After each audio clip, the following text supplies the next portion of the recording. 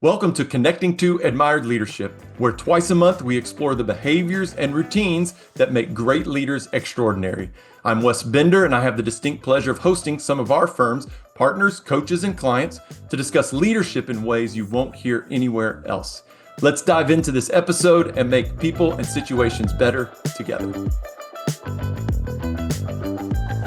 Good morning. Good afternoon, good evening, as everyone drops in to our Connecting to Admired Leadership webinar today. And Katie, I actually thought about you. I think last time we chatted right beforehand, I was asking you about pictures in the background, and you talked about one from a triathlon that you had, and it Yeah, made me hang one of my the triathlon that love I that. did, the little award in the background here. I I love that. just thought about that as I was looking in your background. Well, thanks for sharing that I inspired you on that. That's really cool. And I don't know that I knew that about you. We'll have to swap stories. That's awesome. All right, we will go ahead and get started. I am coming off of a just absolute high. Many of you know who know of us and some of the events that we do. We were in Boston this week with one of our on-location events that closed out our on-location series with a bang. Lisa Colella, one of our managing directors who works in our strategic communications practice, led just a fabulous session around culture. Be on the lookout for our on-location events next year. We're already in the pipe putting those together. With that, I want to introduce Katie. Katie's no foreigner to our webinars.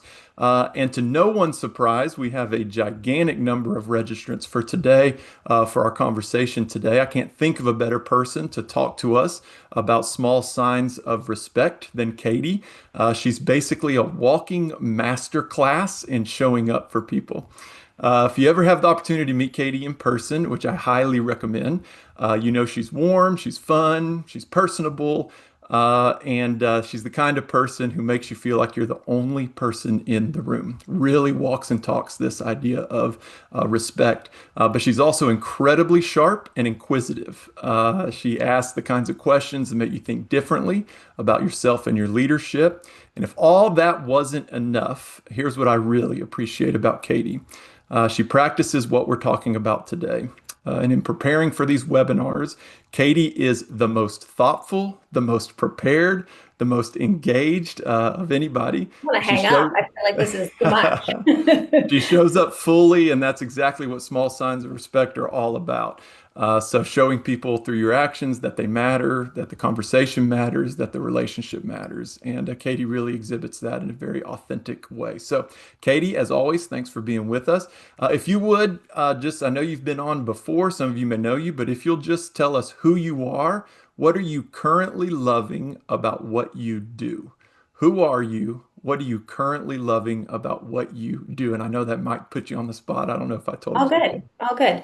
Wes, thank you as always for having me. I look forward to these conversations every time I'm invited. And thanks to everybody in the chat. We have people from all over. I see some familiar names, which is super fun. So please keep dropping those. Love to see where everybody's from. And thank you for making time on a Friday. So Katie Angstadt, I'm a partner at CRA Admired Leadership. Thrilled to be with this group, particularly on this topic.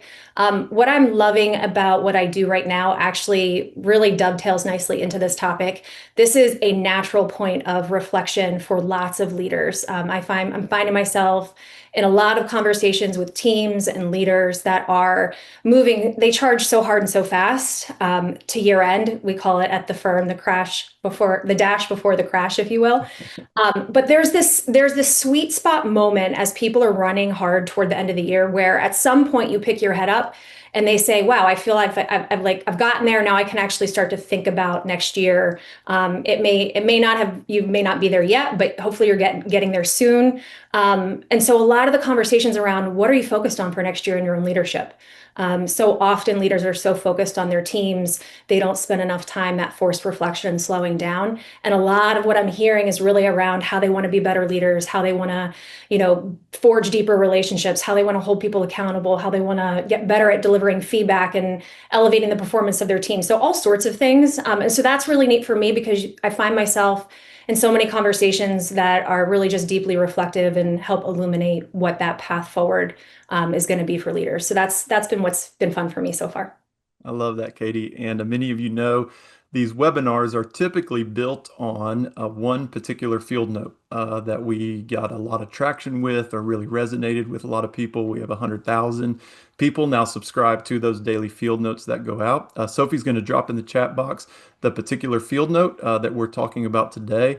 And then, Katie, if you would just kind of frame up the conversation for us, this idea of small signs of respect, tell people you honor relationships. How should we think about that? Why do you think this field note resonates with people? Why is it important right now? And as you gather your thoughts there, I just want to shout out that we have somebody from Nairobi, Kenya on the Oh, call sweet. today. That's And I don't know cool. what time it is over there right now, but it's always cool. So glad you're joined us today, Scola. So yeah, just frame up this conversation for us, Katie, if you don't mind. Sure, sure. Happy to. So this idea around small signs of respect, tell people you honor relationships. I think what typically when we talk about leadership at our firm, one of the most important components that we always anchor back to is this idea of leadership is really about your ability to be credible. And so when we think about credibility, we think about that with really two different dimensions. This idea of credibility is both about your competence, so your ability to do your work, your ability to be an expert in your field, and really to be the subject matter expert in that space. And then the second dimension is really around this idea of your character. So, how people perceive you, your level of integrity, do they think that you're innately a good person? And so I think what happens most often is when we think about these two dimensions of credibility, competence and character. Competence is something that is table stakes, right? And so Hmm. early in your career, you have to be able to demonstrate competence. You have to show up, you have to do the work.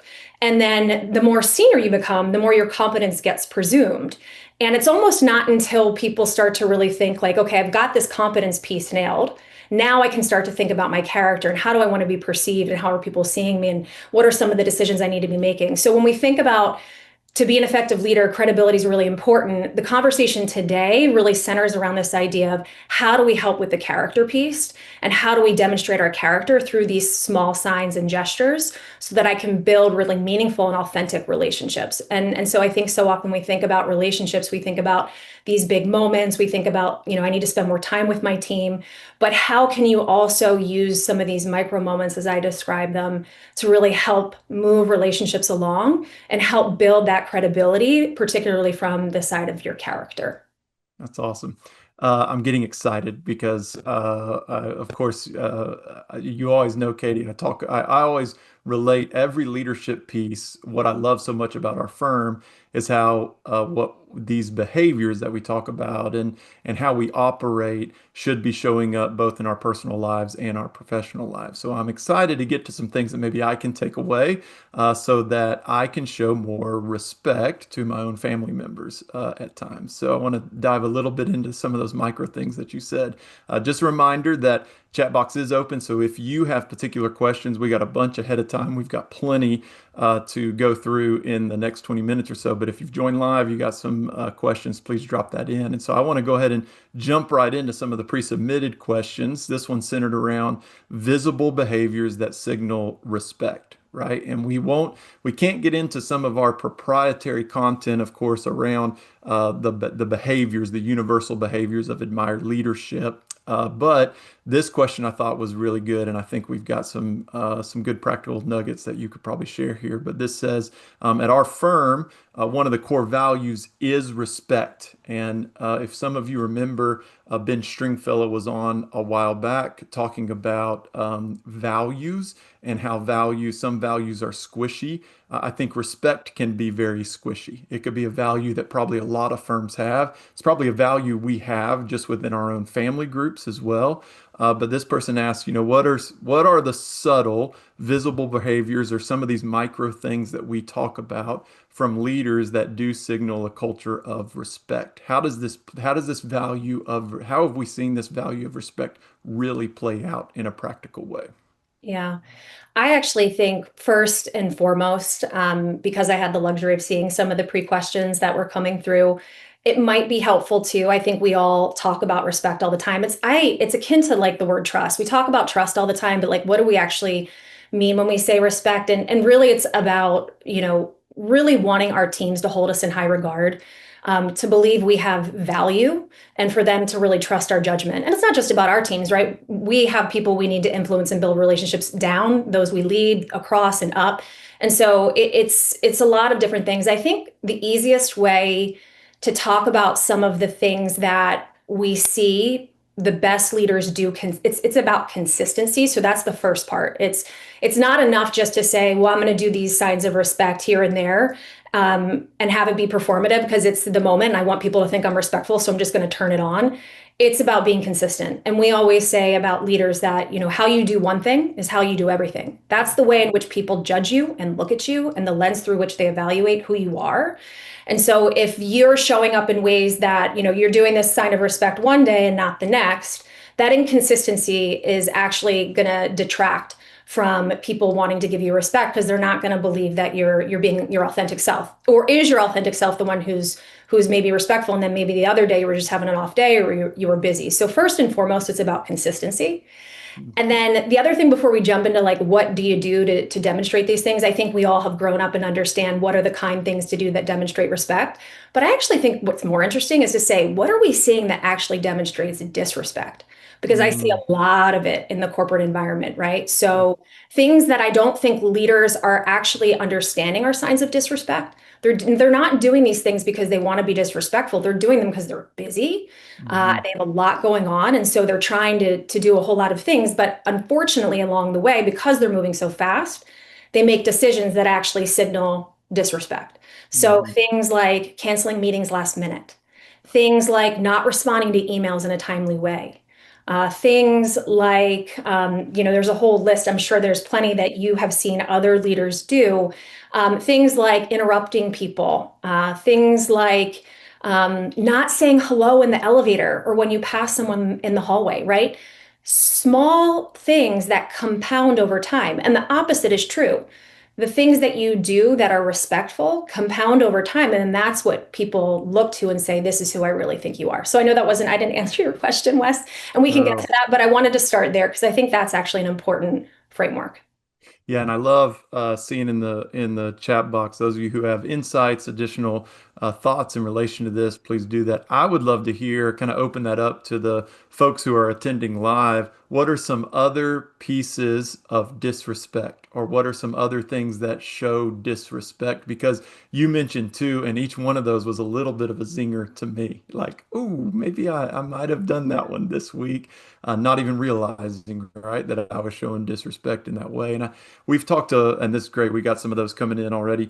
We've talked a lot about leaders and showing respect kind of to those that they're leading, those that perhaps they're supervising, or their direct reports and that kind of stuff. Is it different as it relates to looking at respect maybe up the ladder? So is there a hierarchy piece here? Any differences there? Anything people should be mindful of? Perhaps I'm more of a junior middle manager in this. Are there things that I should be doing to show respect up the chain, not just down?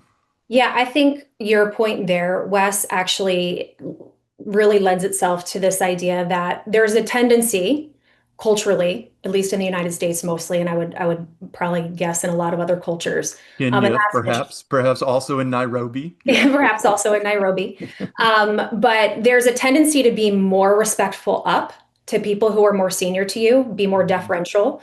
Um, and then there's a tendency to maybe not have as much when you're leading across or down.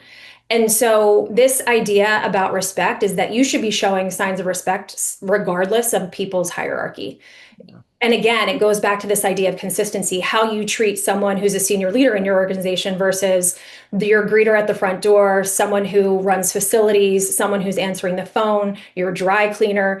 Again, how you do one thing is how you do everything. And so you're wanting to be seen as someone who's highly respectful it's indicative that you are actually being respectful to people because of their value as a human, not because of their hierarchy or the level or the title that they have. Mhm. So I think it's just even being aware that you might have that natural tendency of bias to be more respectful up and maybe not as you think about down or across. And so for people who, who maybe self-proclaim, like I pride myself on trying to be respectful and, regardless of all those things. But I think to some extent, from a hierarchy and a corporate perspective and how organizations are structured, I think naturally what we tend to see is that there's more deference, more respect that gets shown up than down.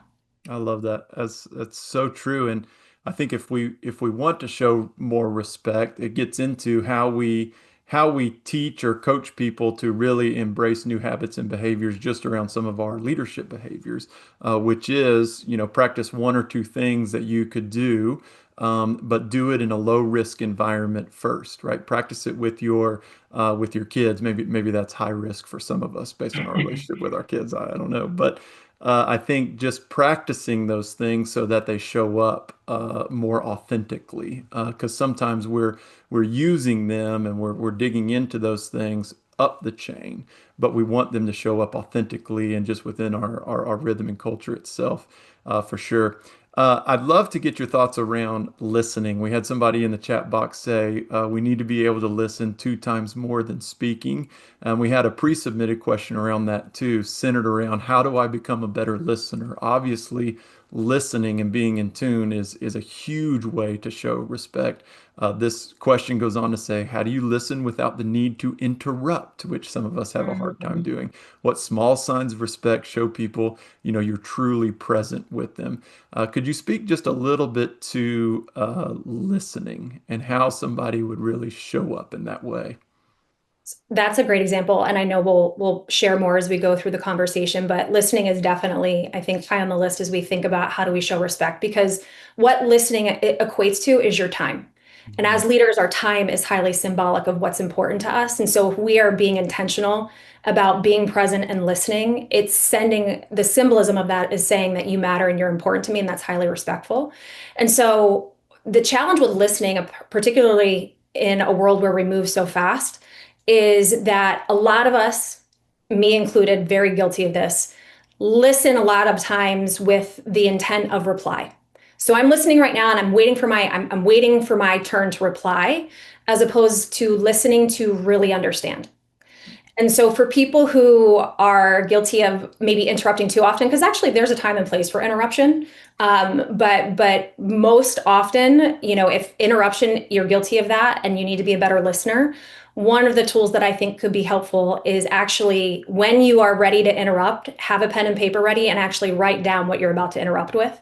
And Interesting. then wait for your moment, let that person finish. And then when that person finishes, take a breath, count to three, or do something that gives some pause before you just dive into your reply, right? And in that 3 seconds, you might actually use that as a reflective moment to say, is what I wrote down really what I should say right now, given everything else they said? Now, the tendency to write it down may be a distraction from your actually listening, but the symbolism of actually not interjecting. And so you create a habit around that. And so if you can start to say, okay, that's the one thing I really want to work on. I'm going to really try not to interrupt. I'm going to be a better listener. Maybe it's that writing down when they're saying it. Maybe it's that waiting kind of a few seconds right after. The other thing that I'll offer too, and I don't know that I'd try all these at once, maybe one of them and master that first. But there's nothing more powerful that shows respect that when someone is confiding in you or talking to you, when they end and it is your turn to respond, you actually say, tell me more Mm. mean by that? I'd love for you to go deeper on that, right? Because that means you're still in listening mode. And so, again, I think it's this idea of demonstrating that your time is spent listening to them and giving them the floor, which is highly respectful and symbolic. That's really good. And this is something we work with a lot of senior leaders on because typically senior leaders are in their role because they're very sharp, they're really well experienced, and typically they've got something to say that adds value in every single circumstance. And so when conversation is happening, they can inadvertently shut conversation down quickly, therefore show disrespect because they immediately have something to say about whatever the conversation is having, or whatever the conversation particularly is. But this has been a game changer for a lot of leaders as it relates to building more collaborative teams, building more respect among teams across the board, and that kind of thing. Any particular instances come to mind, Katie? Because I know we work with a lot of leaders around this. Yeah, I think I could probably point to a handful of leaders that I've worked with over the years where um, it sounds so basic, but their ability to really remove the distraction when they're in a one-on-one. Um, we refer to it as like shackling our technology in the sense of, if you're with someone, we a lot of us engage in this virtual closing, putting your phone face down, closing your email, turning your alerts off, and really being fully engaged with someone because you can tell the difference between someone who is fully engaged in this conversation and is truly listening and giving me their attention versus someone who's highly distracted.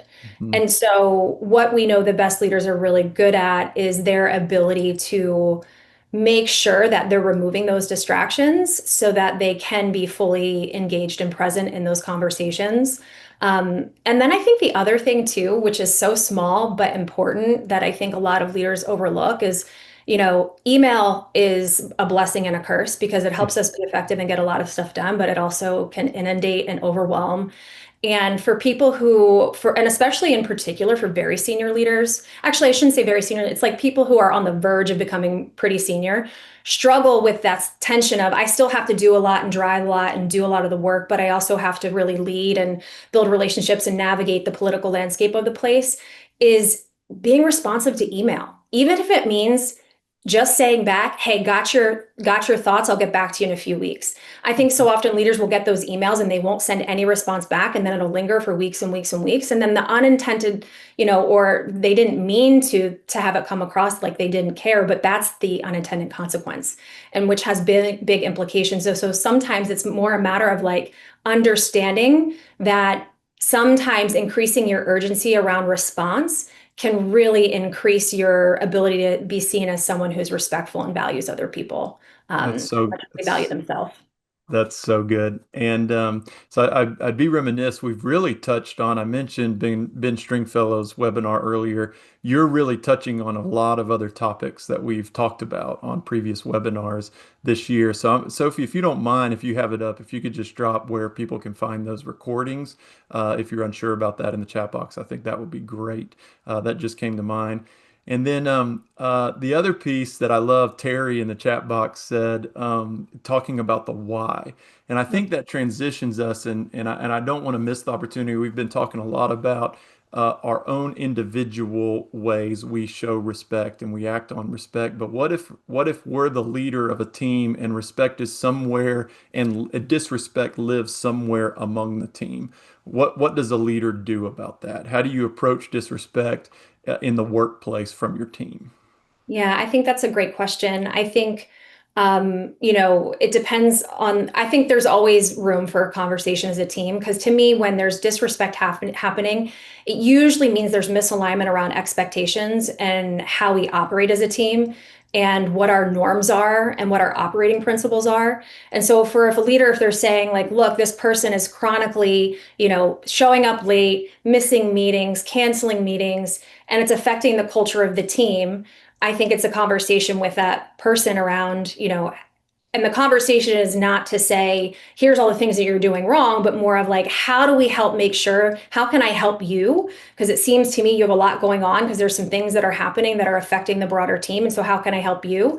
I also think though, if there's a wider spread issue on a team, there's nothing more, I think, compelling than having what we call kind of an inquiry-based dialogue as a team to say like, look, we're at this point in the year. We have a lot in front of us. How are we doing as a team? What are some of the things that we can be working on? Where can we get stronger? Where are we seeing challenges? And actually allowing the team to engage in dialogue, and dialogue is not advocacy based. It's really to create clarity and understanding, to maybe highlight things that they can be working on without the leader saying, hey guys, this is what we need to work on.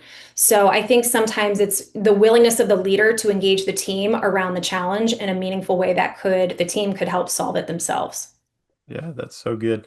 And Sophie has dropped both the previous recordings and we have our 2026 webinar series already up. for registration, so you can see some of the topics we'll be talking about next year. You can click on that link as well. So I think I want to try to get to a couple more things. One is talking about remote and distributed teams, and I think Mm. that's certainly a challenge right now.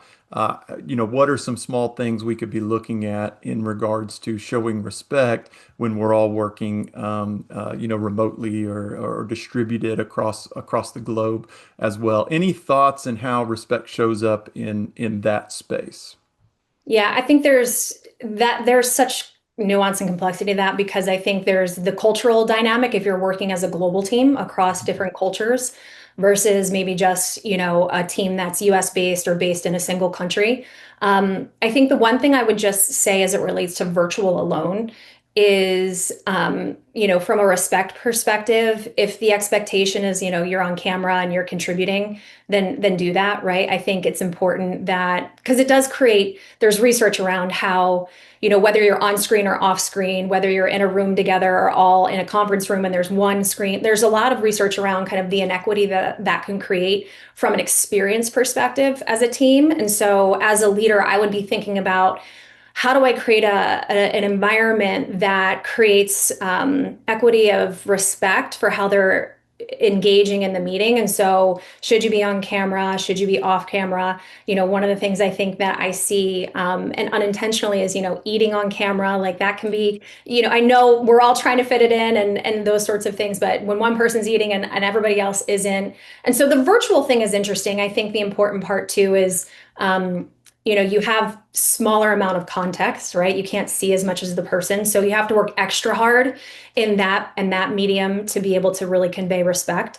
And then I think the cultural piece too, I think there's a tendency for us to presume that the culture that we are in is universal and applying our norms to other cultures. And so if you find yourself as a leader managing a lot of different cultures, it's incumbent upon you to understand like what are some of the norms that they have and how might I be able to accommodate some of those things. And so if you have, a trusted person in that region or area that you can talk to about that, I think timing and scheduling meetings, right? If I'm US based, but I work with people in EMEA or other parts of the world, like I shouldn't always be scheduling calls that are convenient for me. When am I going to schedule calls that demonstrate I understand some of the constraints they have globally around time zones? I think those are really small things that have a big impact. And people then recognize, wow, they actually, are being thoughtful about my situation and my context, not just what's most convenient for theirs.